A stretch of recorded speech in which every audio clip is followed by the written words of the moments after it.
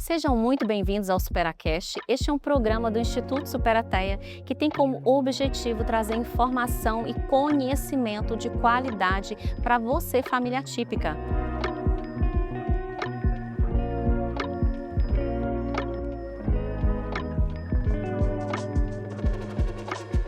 E hoje nós estamos em um evento aqui em Uberlândia, num local totalmente diferente, do que é o tradicional, mas nós estamos no seminário de autismo, TDAH e deficiência intelectual, onde nós estamos com o Dr. Paulo Liberalesso, Patrícia, da Facilita Paz e vários outros profissionais. E aqui agora comigo nós temos o Dr.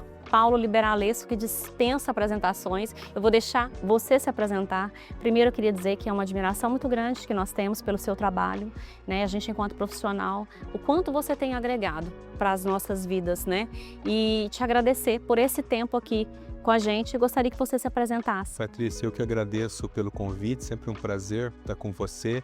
A gente está aqui num evento e está sendo muito abençoado esse evento. A gente está tendo oportunidade de falar para centenas de pessoas, A gente estava conversando um pouco antes, a gente tem aqui terapeutas, a gente tem muitos pais, muitas mães, então está sendo um momento super produtivo, Bom, meu nome é Paulo Liberalesso, eu sou médico, neuropediatra, eu fiz uma primeira formação em pediatria, uma segunda formação em neuropediatria e neurologia infantil. Eu tenho um mestrado que é em neurociência, em que eu estudei epileptologia, eu estudei as epilepsias na infância. Eu tenho um doutorado em distúrbios da comunicação e venho trabalhando com essas crianças aí há 25, Alguns 26 anos, anos. Estou na lida faz tempo. Eu fiquei encantada ontem na nossa conversa, você dizendo para mim que tem paciente adulto, de 60 e poucos anos, Eu falei, meu Deus, que coisa linda, porque esse é sinal que começou lá atrás, mas que segue contigo, Hoje eu tenho muito pouco paciente criança pequena, porque as crianças que começaram comigo, elas foram ficando e a gente está passando a vida juntos ali, Sim. Eu tenho paciente que está há 24, 25 anos comigo. Então eu peguei de criança e hoje são homens, adultos, Você sabe que quando eles chegam ali com seus 17, 18, 20 anos, eu já falo pra mãe, Falo, quando quiser eu faço um encaminhamento, vamos trocar para um médico de adulto e tal, mas não vão embora. Não vão. Não vão, porque é uma vida inteira juntos, menina. Aí você já tem todo um... Você Você já constrói. conhece a família, já conhece mãe, pai, vovó, Sim. Você viu a criança crescer, aí vão ficando. Daí eu falo assim, olha, enquanto quiser ficar, pode ficar. Vai ficando que eu vou cuidando. E pronto. Mas isso é muito bom, Porque esse é sinal de que é um trabalho que está frutificando. Total, Né? total.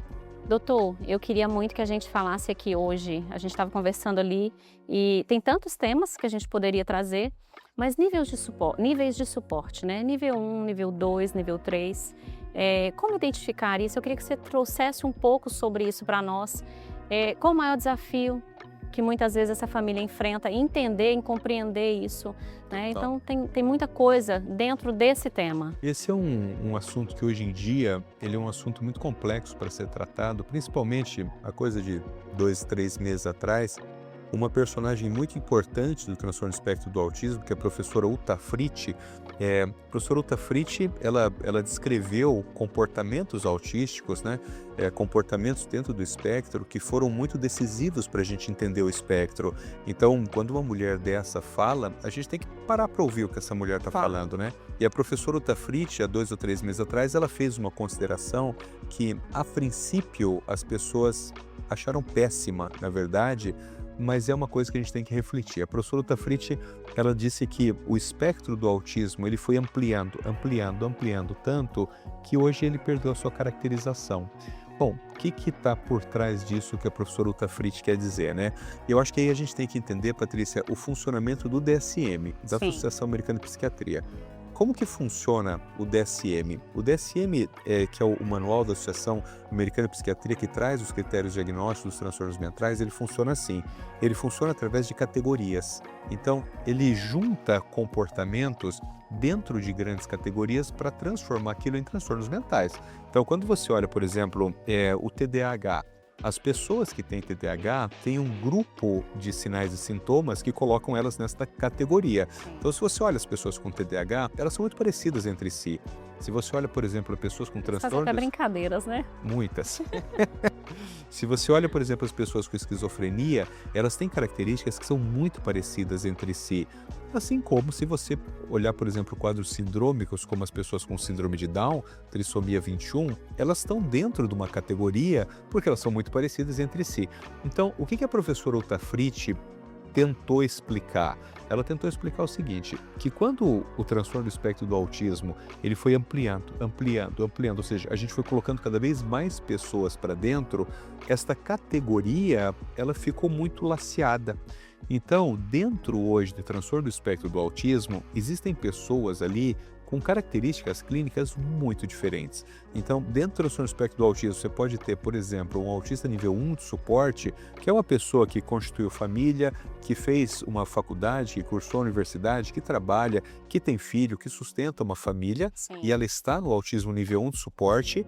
E você pode ter também dentro desta categoria um rapaz de 18 anos de idade que não sabe, que usa fralda, que não sabe tomar banho, que não sabe comer sozinho, que tem comportamentos agressivos, violentos, que se machuca. Então, o que a professora Ultafriti ela tentou explicar? Que são pessoas muito diferentes.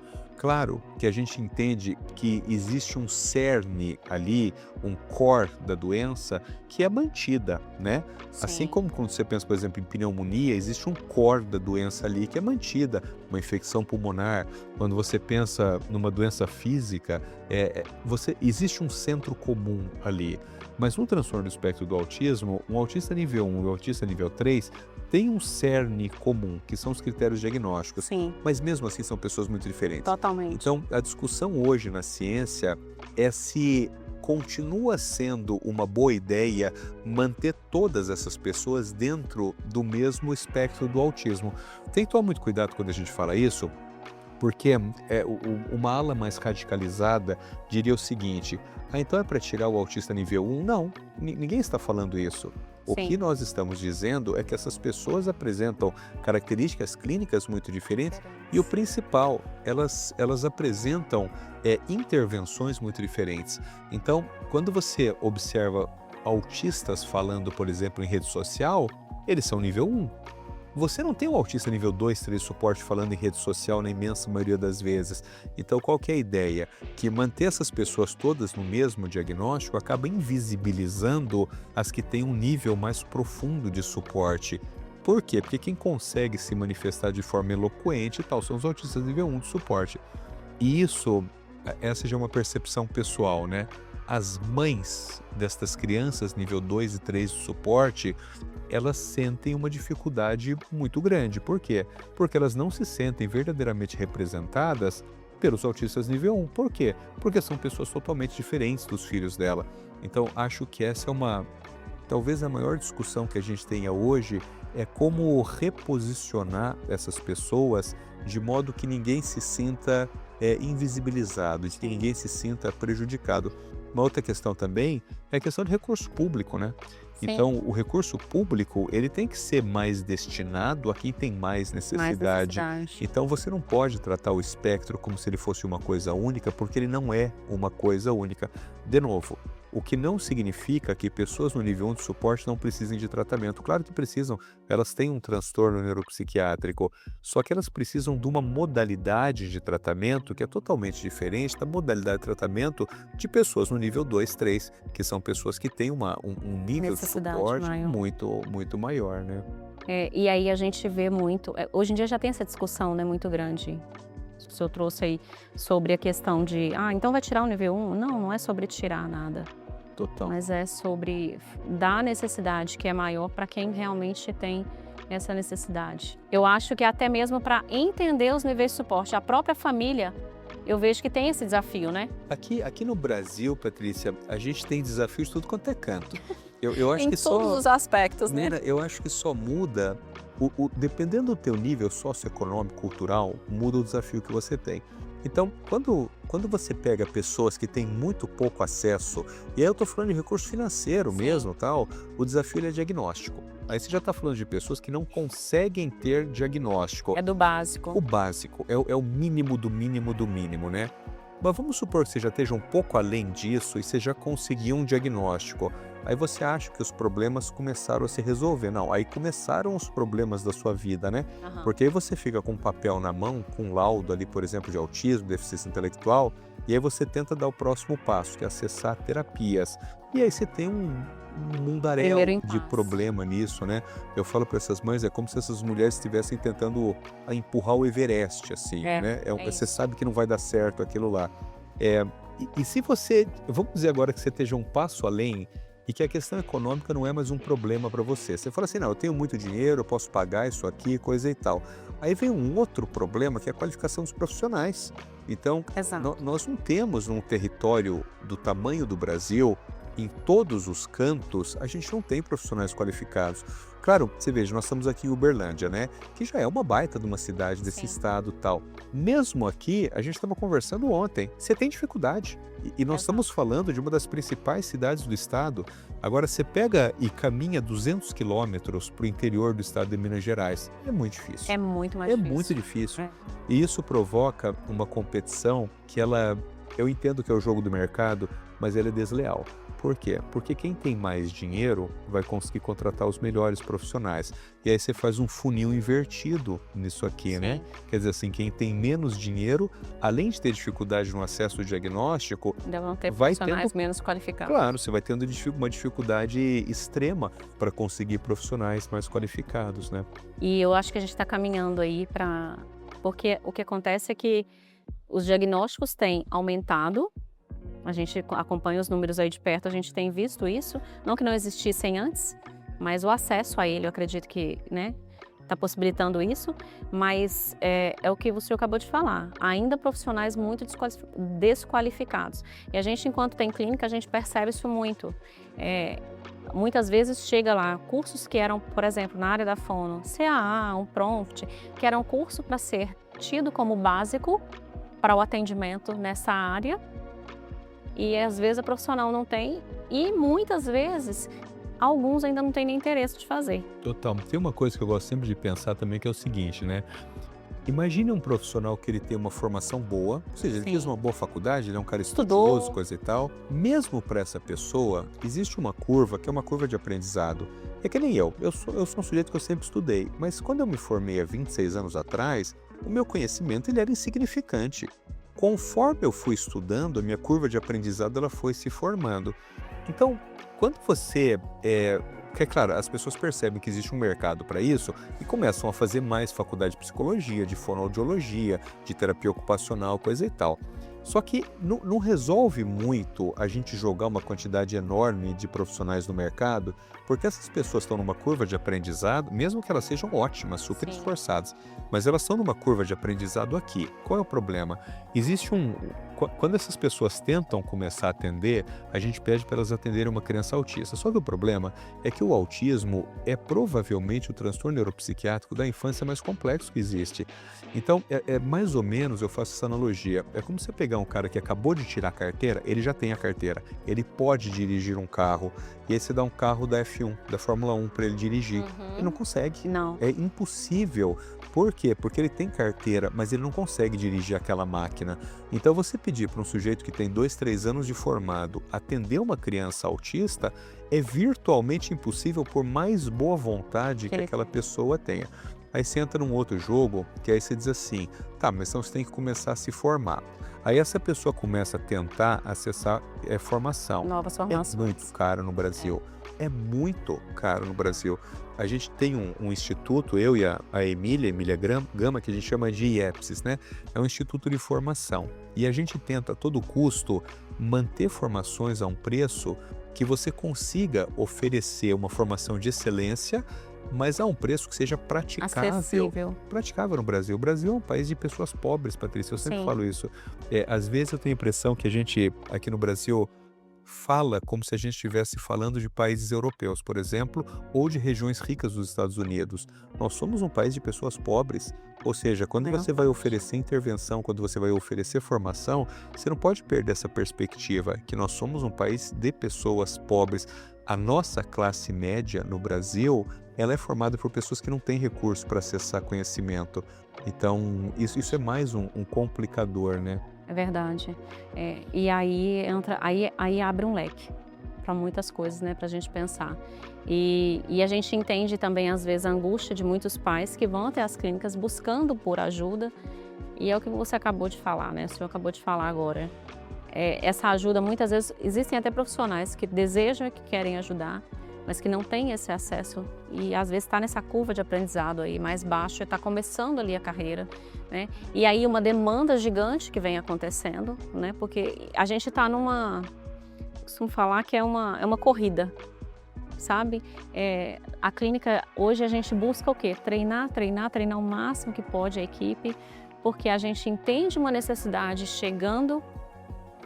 A gente não quer trazer nada de atendimento, nenhum tipo de atendimento sem a qualidade, mas ao mesmo tempo a gente encontra esse desafio. Cadê os profissionais qualificados e habilitados para tudo isso? Eu faço uma analogia, tem até um slide de aula que eu mostro isso, né? Você falou que é uma corrida. Eu mostro um carro em que ele está em alta velocidade com o pneu furado. E a gente está tentando trocar o pneu sem parar o carro. Com ele andando. Você está tentando trocar o pneu sem parar o carro, quer dizer, assim, é muito difícil fazer isso, né? Então a gente tem que atender um colosso de crianças atendendo e formando profissionais ao mesmo tempo. É muito difícil fazer isso. É muito difícil. E tem uma outra questão do mercado também, é o seguinte: existe uma demanda muito grande, tem muito paciente. Então, se um sujeito disser assim, não, mas eu não quero estudar, ele vai ter paciente. Porque a demanda é tão grande que ele vai ter paciente. Ou seja, isso na verdade gera um controle do comportamento que o cara fala assim, porra, se eu estudar ou se eu não estudar, eu vou ganhar dinheiro com isso aqui. Então vai muito mais da autoconsciência de questões éticas daquele profissional, de entender, eu sempre falo na clínica lá em Curitiba, eu falo isso, né? Cara, o que você vai fazer hoje vai determinar a vida dessa criança e o principal, vai determinar a vida da família. Porque se essa criança não for minimamente independente no futuro, você não estragou a vida só dela, você estragou a vida dela, da mãe dela, do irmão dela, do pai dela, de todo esse povo. E do futuro que ela poderia construir. Total. Então, assim, é preciso um nível de responsabilidade ética muito grande. Por outro lado, Linda, a gente tem que lembrar que a gente às vezes está falando com profissionais de 20 anos da idade, de 22 anos da idade. Eu entendo também que é difícil, né? Total, é difícil eu falar isso, eu com 50 e tantos anos, eu tenho essa percepção hoje, mas assim, o que eu tenho de carreira como médico, ele não tem de anos de vida. Então assim, eu entendo que para ele talvez não faça sentido eu dizer para ele assim, cara, o que você está fazendo hoje, essa sessão que você fez mal feita, que você estava cansado, você falou, pô, mas tem outra amanhã, deixa eu empurrar. Essa sessão que você fez mal feita hoje, possivelmente vai ter um impacto muito danoso para essa família no futuro, né? Isso. E eu, às vezes, eu faço treinamento profissional, às vezes a impressão que eu tenho é que você está falando, ele está olhando para você, mas ele não está ouvindo. Está no outro mundo. Ele não está ouvindo, ele não está, de fato, percebendo a importância que ele tem nesse jogo da intervenção Sim. do autismo, né? E o que o senhor me diz a respeito? É que quando você fala tudo isso aí agora, me vem aquela coisa assim, a família precisa estar muito envolvida no processo. Porque eu penso que quanto mais essa família tiver informação, não estou dizendo para ele se formar, não. Até tem alguns pais que já buscam logo a formação, porque pelo menos eu consigo ajudar, né, entendendo um pouco mais. Mas eu nem falo sobre a formação em si, mas eu falo informação mesmo. Quanto mais informação essa família tiver, ao meu ver, porque ela vai saber cobrar do terapeuta, ela vai saber identificar quando tiver alguma coisa diferente, que o processo não estiver dando, essa criança não estiver desenvolvendo, ela vai olhar e falar, não, peraí, não saiu do lugar. Então, o que o senhor me diz a respeito disso, né? Qual a orientação que o senhor passa para os pais? Eu tenho uma coisa que eu gosto sempre de pensar, principalmente quando eu falo com médicos lá onde eu trabalho, né? Eu sempre digo a eles assim, a consulta, eu estou falando da neuropediatria, mas eu acho que isso aí poderia se estender a todos os outros. A consulta, ela tem que ser uma aula. Ela tem que ser uma aula. Você veja, se chegar ali na consulta e o cara mexer em remédio, eu demoro 2 minutos para fazer isso aí. Você pergunta qual é a dose, tá ruim, tá, aumenta a dose. Isso aí Sim. Não, é muito pouco para uma consulta médica, né? Então a consulta médica boa é aquela que você deu uma aula para a pessoa e ela sai dali sabendo coisas que ela não sabia quando ela chegou ali. Porque informação é tudo. Informação é a base até para as pessoas, como você falou, poderem cobrar dos outros profissionais. Tem um número que a gente sempre em aula também sempre fala, né? Eu faço, claro, é uma imagem, mas uma semana ela tem 168 horas. Se você imaginar que uma criança, no melhor dos mundos, faça 40 horas de intervenção É numa quase um clínica. milagre hoje, né? Não tem. É. Mas vamos supor que lá no modelo americano, sei que lá faz 40 horas. Então, sobraram 128 horas. Vamos dizer que metade a criança está dormindo, 64, coisa e tal. Cara, 64 horas, 60 horas da semana, tá com você que é a mãe. Sim. Ou seja, se você for comparar o tempo que está na clínica, 40, que está com a mãe, 64, quem que tem que Maior entender? tempo. Lógico. Então, assim, se a gente for, como pai, abrir mão desse período de intervenção, a nossa chance é zero. Isso é uma coisa importante, Patrícia, porque quando você fala isso, os pais falam assim, não, mas eu não sou terapeuta, eu não sei fazer, mas não precisa ser. Não precisa. Não precisa ser. É você qualificar aquilo que você já faz. Vou dar um exemplo. Sim. Eu sempre falo para as mães, eu tenho sempre uma questão com o negócio de comportamentos privados. Porque eu tenho para mim que tem algumas coisas que quando a pessoa não aprende, isso fere a dignidade humana. Por exemplo, tomar banho. Cara, se você tiver que passar a vida inteira com alguém passando a mão no seu corpo para te dar banho, a sua dignidade, ela tá muito ferida nisso. Fazer xixi, cocô no vaso, comer sozinho. Então, eu sempre falo para as famílias assim, ó, você concorda? Vamos supor que você tem um filho de 6 anos e não sabe tomar banho. Você concorda que você vai ter que dar banho nele todo dia? Você não tem escapatório, isso você vai ter que fazer. Então, veja, o trabalho você já vai ter. Você pode fazer isso de duas formas. Você pode fazer isso com o saco cheio no automático, que é pegar ali e pau, dar banho na criança. Ou você pode instruir com o profissional de como que você já vai ter o trabalho. Você pode transformar o dar banho na sua criança numa intervenção. Porque se você fizer isso, há uma boa chance de você não ter que passar a vida inteira dando banho. Fazendo. Vai chegar um momento que ela vai fazer. Da comida, mesma coisa. Você pode dar no automático ali, vai ser rapidinho, Rápido. só que vai ser a vida inteira. Se você utilizar esse momento para ensiná-lo a fazer uma prega ali, palmar, não sei o que lá, e comer sozinho, vai chegar um momento que esse trabalho ele sai da sua vida. Então, eu entendo que é um pouco mais custoso, mas é uma coisa que tem começo, meio e fim. Quando você não faz essa abordagem, você vai ficar a vida inteira fazendo. E eu costumo tirar o peso das mães, viu? Eu falo assim, ó, só que tem o seguinte, vai chegar um dia que você vai estar com o saco cheio, dá comida na boca dele, não tem problema. Vai chegar um dia que você vai estar com o saco cheio, dá banho no corpo dele, não tem problema. Mas se você conseguir acertar na maior parte das vezes, nós já estamos no lucro. Não precisa ser 100% das vezes. Porque eu entendo que também tem dia que ela teve um dia ruim no trabalho, ela não quer fazer aquilo, e aí ela não faz. Aí ela resolve o problema rapidinho. Teve o dia que ela brigou com o marido dela, ela não quer fazer, resolve rapidinho Tá ali. tudo certo. Mas na maior parte dos dias, se você conseguir acertar, é aquela intervenção que você consegue colocar na vida diária, né? Às vezes lá no Instituto a gente faz vídeo com as terapeutas ocupacionais, por exemplo, para trabalhar as AVDs, né?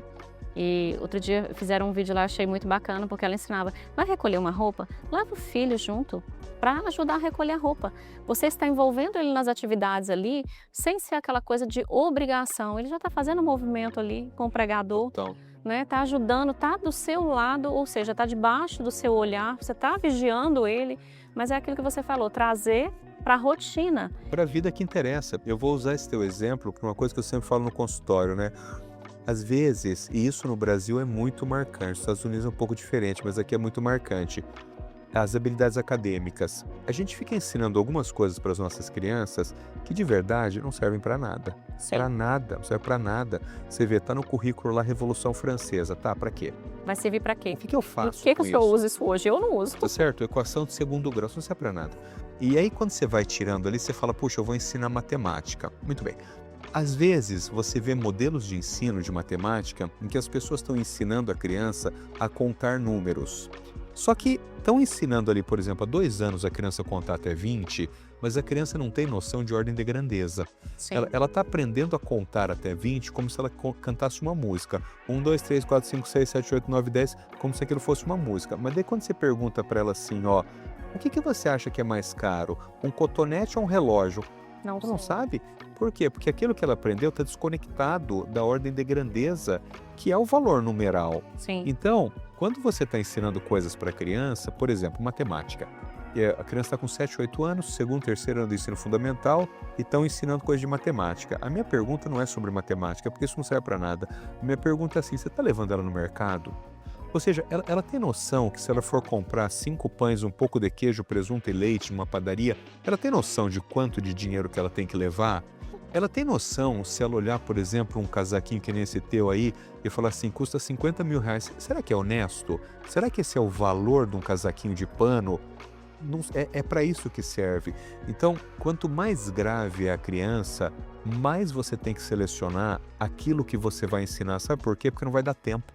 Não vai dar tempo de ensinar tudo que a criança precisa.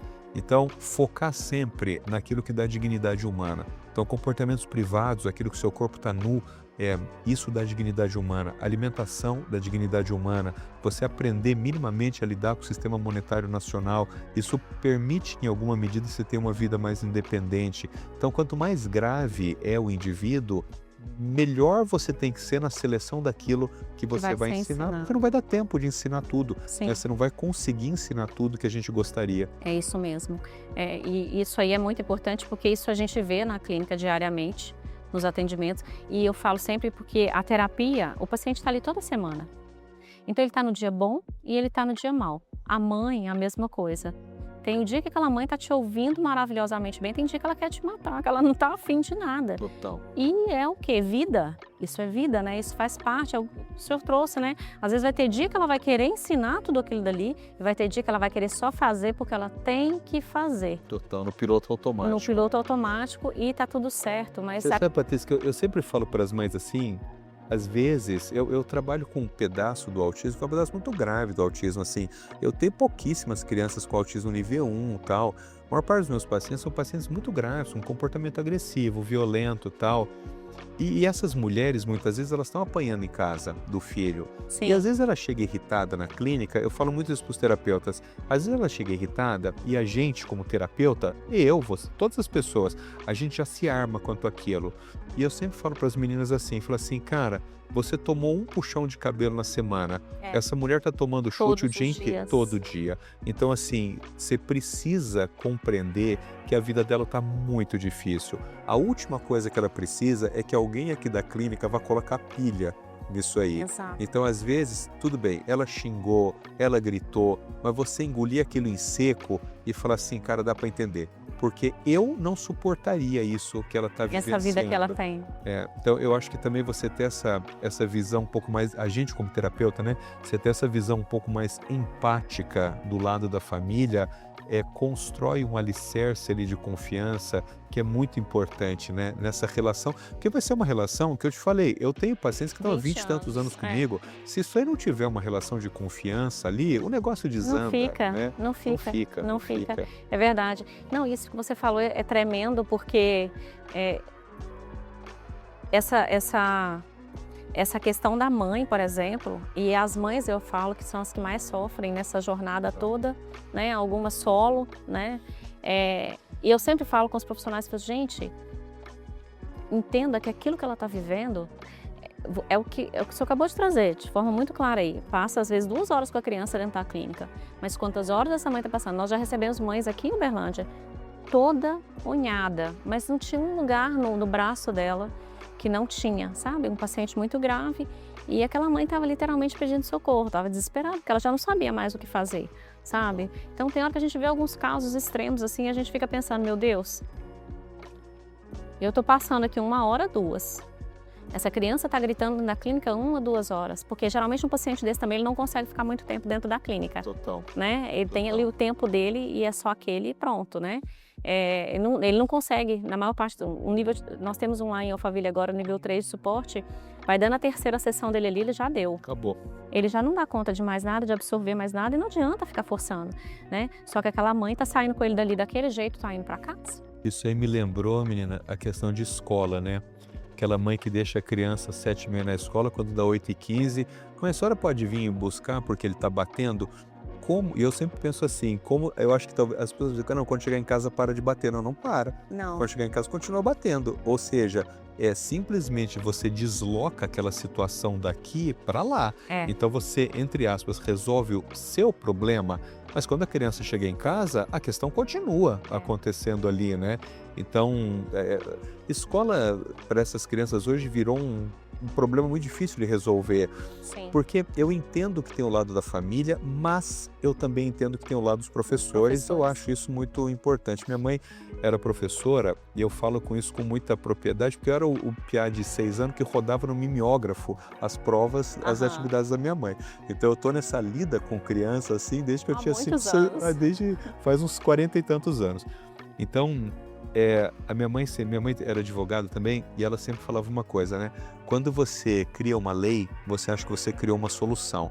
Na verdade, quando você cria uma lei, você cria um problema a Para ser ser resolvido. resolvido. Então, quando vem negócio de parecer 50, coisa e tal, que a gente fala assim, ó, então tem que incluir todo mundo e as profs têm que fazer PEI, tá?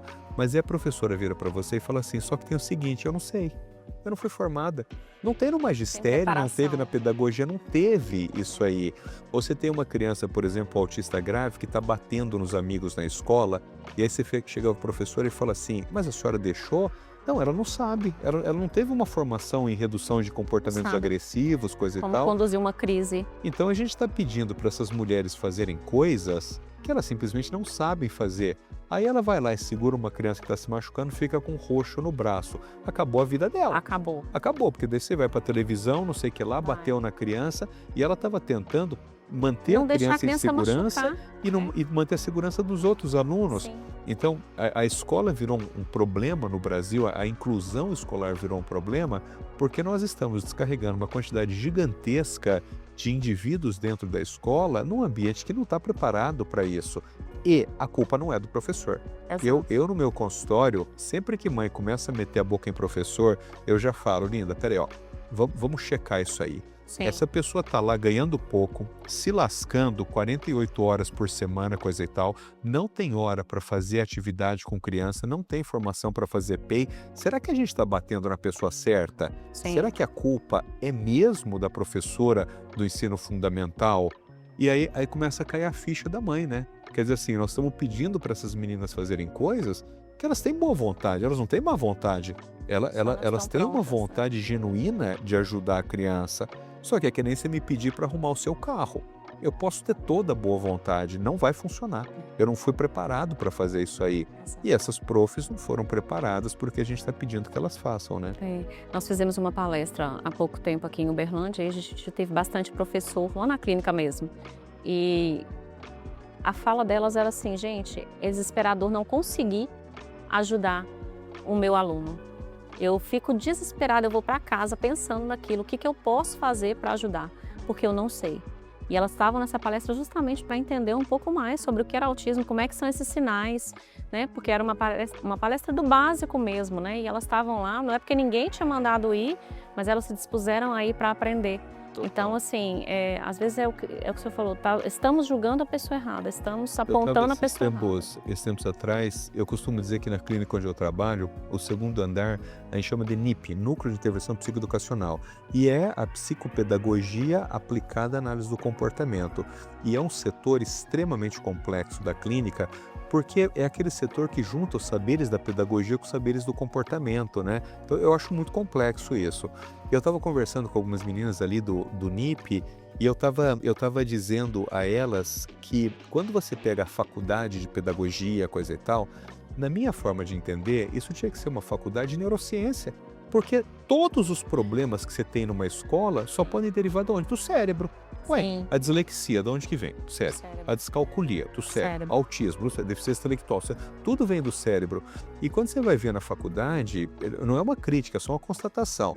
Eles gastam um tempo gigantesco discutindo as teorias da pedagogia. Tá, mas o que eu faço com isso? Eu entendo que é importante saber Piaget, eu Sim. acho super importante e tal, mas assim, na prática, O que funciona, né? como que eu operacionalizo? É. Agora eu sei tudo de Piaget, tá, mas o menino tá batendo? E como que faz? O que eu pego desse conhecimento para resolver aquilo lá? Sim. Ou então eu tenho uma criança com TDAH, um hiperativo grave, ele não para dentro da sala de aula. Tá, que eu faço com Piaget? Como que eu resolvo isso aqui? Então, quando você vai para a parte mais operacionalizada ali da coisa, não teve na faculdade. Então, acho, né? Não sou pedagogo, não entendo nada disso, mas como senso comum, eu acho que se há uma demanda acontecendo, A universidade teria que ser sensível a isso. Se adequando, né? Na faculdade de medicina, por exemplo, quando eu fiz faculdade, eu entrei na faculdade em 1993. E depois que eu comecei a trabalhar com autismo, eu tive a ideia de revisar a grade curricular, né, da minha faculdade e checar o que é que a gente tinha tido de autismo. Porque eu, honestamente, não me lembrava de ter tido aula de autismo. Eu não tive. Aí, menina, eu fui ver isso aí. Eu falei, mas como não era do meu interesse, acho que eu esqueci. Não, a gente teve uma aula de autismo no curso, no 3º ano de psicopedagogia, de psico, não sei o que lá, que era o nome, psicopatologia. E você sabe o que foi a aula? Mãe geladeira. Ah, meu Deus. A aula foi disso. Aham. Então nós tivemos uma aula de autismo em que foi se falar de Bruno Bettenheim quando ele criou a mãe geladeira. Foi a única aula de autismo. E o que isso ajuda hoje? Pois é. Então, assim, a Faculdade de Medicina, ela se reinventou e isso é um trabalho que o Conselho Federal faz e é muito legal, introduzindo temas que são relevantes para a sociedade. Então, essa galera da educação me representa que talvez precisasse ter essa mesma visão. Também não sei se tem, pode ser que tenha, eu que não estou sabendo, mas não é o que eu vejo. Eu vejo essas pessoas se formando sem noções básicas a respeito de coisas que são do dia a dia da escola. Eu me formei há né? 18 anos atrás. Eu não tive aula sobre autismo. Pois é. A gente tinha transtornos de aprendizado, tinha vários, descalculia, dislexia, tudo isso tinha. Mas o autismo não. Total. Não. Doutor, nosso tempo já está aqui se esgotando, dá vontade de ficar aqui conversando. Esse tema não tem fim, né? Não tem, a gente pode... Eu já faço um convite, indo a São Paulo, vamos lá para a gente fazer mais um podcast com a gente. Já fica Vai aceitado ser, já. Pronto, vai ser um prazer ter você lá conosco. Se eu tiver de deixar um recado para as mães, no que diz respeito a tudo isso que a gente falou. Eu sempre falo assim, esperança. Às vezes, quando... Eu falo isso no meu consultório. Quando a mãe está no olho do furacão, Sim. o sentimento de desesperança é o que marca essas mulheres, assim, né? Por quê? Porque a evolução das crianças é lenta. Sim. Ela é lenta. A evolução de uma criança típica, ela já é lenta. A evolução de uma criança atípica, ela é muito lenta. Então, às vezes, a mãe está naquele olho do furacão e ela fala assim, isso aqui não está funcionando. E, na verdade, as intervenções comportamentais é a nossa única alternativa. Sim. É ou isso ou é o nada. É. Então, eu sempre digo assim, ter um olhar de esperança para o futuro. Olha para o lugar certo, né? Isso aí faz você continuar se movendo em direção ao futuro. Uau, é isso mesmo. Olha, meu muito obrigada. É uma honra ter o senhor aqui com a gente, porque de verdade a gente vê o quanto a grandeza tanto de parte de teórica sobre estudos, né? Mas também de prática, né? Pacientes aí com mais de 20 anos em consultório, isso é uma riqueza muito grande. Obrigado, né? Patrícia. Muito obrigada. Gente, nós estamos terminando aqui o nosso podcast com o Dr. Paulo e já fiz o convite para ele voltar, para termos mais momentos assim. E eu queria muito te convidar a compartilhar esse link, se fez sentido para você. Se você ainda não está inscrito nesse canal, se inscreva nesse canal, ativa ali o sininho para receber as notificações. Toda semana nós temos vídeo novo e eu quero que você entenda que nós estamos aqui para trazer essas informações para você, para te auxiliar nessa jornada, em toda essa caminhada sua, com a sua família, com a sua criança. E nós nos encontramos no próximo episódio.